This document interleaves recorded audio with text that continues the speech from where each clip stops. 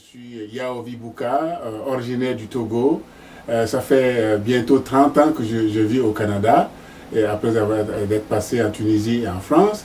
Et essentiellement, je travaille dans le domaine de la finance avec le groupe Investors, mais je fais aussi de l'international avec différentes organisations. J'ai fondé le Club des entrepreneurs professionnels africains au Canada-Québec, que j'ai dirigé pendant plus de 10 ans.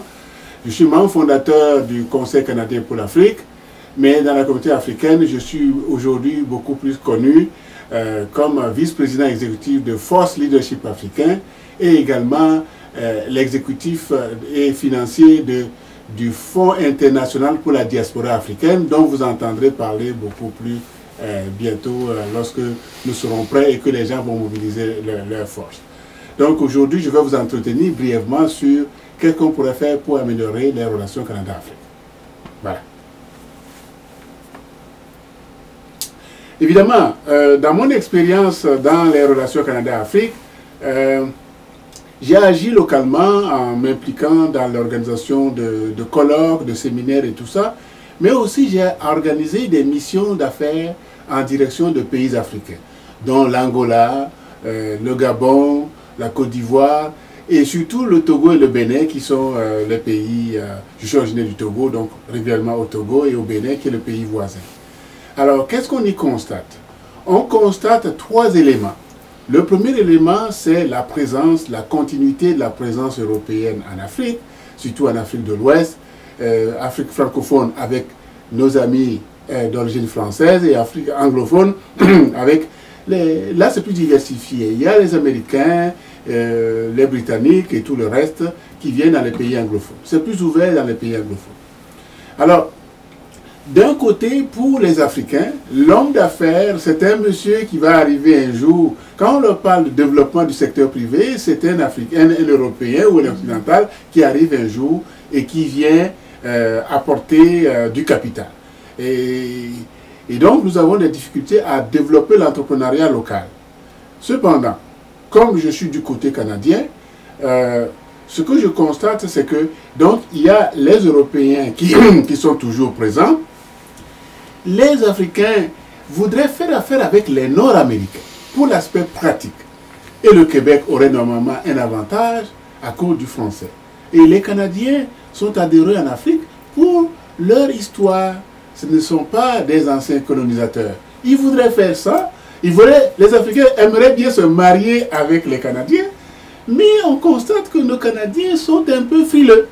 Hein? Moi, je les appelle gentiment, moi aussi je fais partie de ça, des boy scouts français, et francophones si vous voulez, des boy scouts nord-américains qui viennent, qui aimeraient faire les choses, mais qui ne sont pas prêts à se jeter à l'eau. Et on va y arriver tout à l'heure sur comment peut-être on pourrait les motiver. Et naturellement, le troisième segment aujourd'hui, ce sont les Chinois. Les Chinois arrivent, ils demandent aux gens, de quoi avez-vous besoin? Ah, les gens disent, moi je veux un pont, je veux un stade hein, pour développer le soccer. Pas de problème, je vais te construire ton stade et je vais te construire ton pont.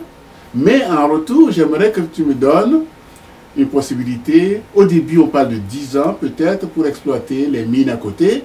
Mais après, on se rend compte que ce n'est pas seulement pour 10 ans, c'est pour de très longues années. Et là, les Africains sont pris avec ça, mais le point est déjà construit. Donc, dans ce schéma, les Canadiens devraient agir un peu plus et monter des projets structurés, faire confiance aux Africains, parce que si les autres font des affaires là-bas, donc ça veut dire qu'il y a des possibilités d'affaires à faire sur le plat. Il ne faut pas seulement aller tâter le terrain et revenir. Il faut vraiment s'engager sur le terrain. Voilà ce que je peux dire pour le moment.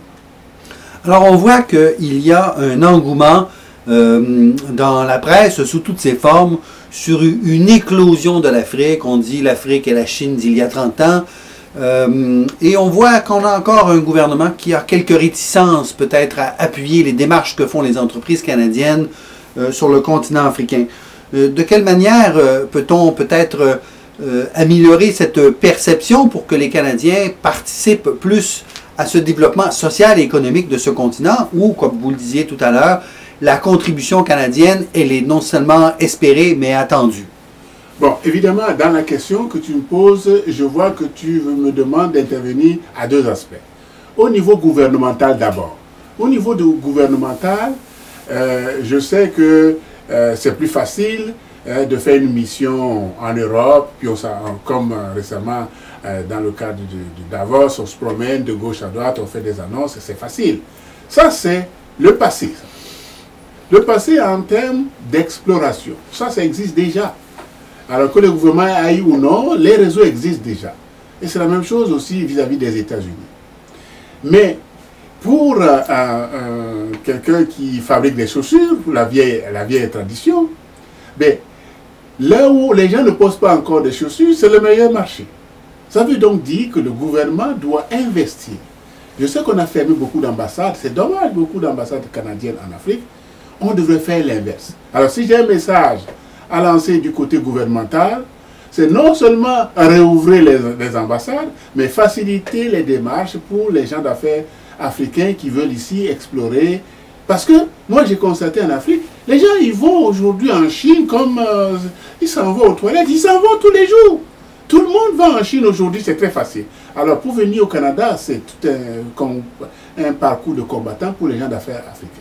Donc pour le gouvernement, deux aspects. Développer les réseaux d'ambassades et de bureaux de représentation en Afrique. Deuxièmement, faciliter l'accès ici des gens d'affaires qui veulent venir ici. Et j'ajouterai aussi de remettre les mesures qui accompagnaient les gens d'affaires canadiens dans leur tournée africaine. Il existait dans le temps, à l'ACDI, à coopération industrielle, des budgets de prospection qui permettaient aux gens d'aller découvrir. Ça, c'est du côté gouvernemental. Mais du côté des hommes d'affaires, je donnerai deux exemples, sans citer les entreprises, deux exemples concrets.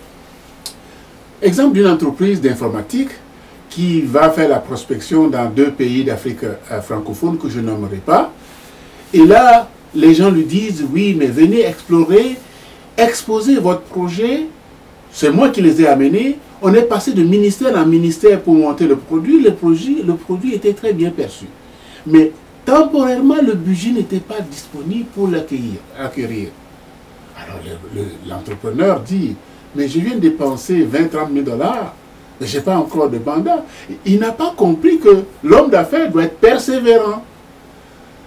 5, 6, 7 mois plus tard, le marché s'est ouvert, mais il n'y était pas. C'est les autres qui ont ramassé ça. Donc, du côté des gens d'affaires, persévérer lorsqu'on commence à faire le travail. Et la deuxième chose, c'est aussi aller à la découverte de l'Afrique. C'est bien beau d'aller de temps en temps se reposer en Floride, au Mexique, mais aller découvrir l'Afrique. En y allant, en ce moment-là, non seulement on découvre les opportunités, on y tisse des liens, et à ce moment-là, le développement du marché va être beaucoup plus facile. Et pour nos amis qui habitent sur le continent africain, nos amis de toute origine, parmi les 54 pays, qu'est-ce qu'on pourrait leur recommander pour tisser des liens avec des entreprises canadiennes? La façon dont ils devraient peut-être agir, réagir, contribuer, être présents, eux aussi, avec ces entreprises canadiennes? C'est sûr que du côté canadien, il y a du travail. Du côté africain, il y a du travail à faire. Un des aspects, c'est qu'ils sont habitués avec les Européens à commencer d'abord par le social, et on s'attend à la deuxième rencontre, une troisième rencontre. On attend toujours que l'on vienne les voir. Du côté nord-américain, c'est plus pragmatique. Donc, premier message pour mes amis africains, quand on traite avec un nord-américain, après avoir fait rapidement le social, il faut passer à l'action. Il ne faut pas s'attendre à une deuxième, une troisième, une quatrième rencontre avant de commencer à déballer. Il faut déballer le sujet dès la première rencontre et de la deuxième rencontre, préparer des projets concrets d'affaires. Peut-être quelque chose de petit, mais il faut que le Nord-Américain découvre vis-à-vis de notre ami africain qu'il y a un vrai intérêt du concret. Ça, c'est ça qui caractérise les relations nord-américaines avec l'Afrique. Deuxième chose à faire, c'est qu'il y a des gens qui essayent de... Moi, des gens, je vais en Afrique, me disent, oh, peux-tu me mettre en contact avec telle personne ou telle personne? Puis je lui dis, mais vous, là, quelle est votre spécialité? Oh, moi, je fais de tout. Le fait de dire je fais de tout, ça veut donc dire qu'on ne fait pas quelque chose en particulier. Donc, deuxième message, c'est la spécialisation. Les gens, ils pensent qu'ils vont perdre en se spécialisant. Au contraire, en se spécialisant, on creuse plus profondément. Et là, ça a l'air beaucoup plus sérieux. Et le troisième message, c'est aussi de faire des efforts pour venir aussi découvrir l'Amérique du Nord. Pas nécessairement au mois de janvier, à cause de l'hiver, mais venir en fin mars, début avril. Et si on a les moyens, venir aux rencontres qu'on fait régulièrement, soit à l'intermédiaire du Conseil canadien pour l'Afrique, ou si on a les moyens, venir à la conférence de Montréal, et ensuite jouer ça avec le festival de jazz. Et là, on aimera l'Amérique du Nord. Voilà. Et si on voulait que les gens qui regardent cette vidéo ramènent une chose avec eux, un élément de conclusion, que pourrait-il être? Mais auparavant, pour aller découvrir la Chine, je sais que quand on arrivait en Chine, si on essayait de découvrir soi-même, ça prenait beaucoup de temps. On se faisait accompagner par un Chinois. Alors, pour les gens nord-américains ou les Canadiens qui veulent aller en Afrique, je leur recommande fortement de s'associer avec quelqu'un de la diaspora. Ils vont aller beaucoup plus rapidement. Je me réfère à une mission d'affaires que j'ai faite à Libreville. Après toutes les rencontres officielles, la nuit quand j'étais à l'hôtel, je recevais des visiteurs. Des gens qui étaient très très bien placés. Il y a même des ministres qui sont venus me voir. Pour me dire, mais parmi la délégation que tu as amenée là, selon toi, dans tel domaine, c'est qui le plus sérieux? Et là, à ce moment-là, je lui fais la confidence africaine. C'est-à-dire que les Africains aiment qu'on leur indique quelqu'un. Et donc, ce n'est pas un mauvais investissement que de se faire accompagner par les Canadiens, d'accord, mais aussi de la diaspora. Ça rassure un peu le côté africain. Lorsque mon frère, on dit en Afrique, partout on est des frères, hein, mon frère africain viendra le soir, prend le thé avec un homme d'affaires qui arrive, ça va beaucoup plus facilement. Cet ami africain qui l'accompagnerait serait alors non seulement son guide, mais aussi quelqu'un qui va rassurer le partenaire ou l'interlocuteur africain. Je pense que c'est un élément important et c'est pour ça que l'organisation que je dirige, Force Leadership Africain, pense qu'il a un rôle à jouer à long terme vis-à-vis des gens d'affaires canadiens et aussi africains. Yaoundé Bouka, mille merci. Merci à toi.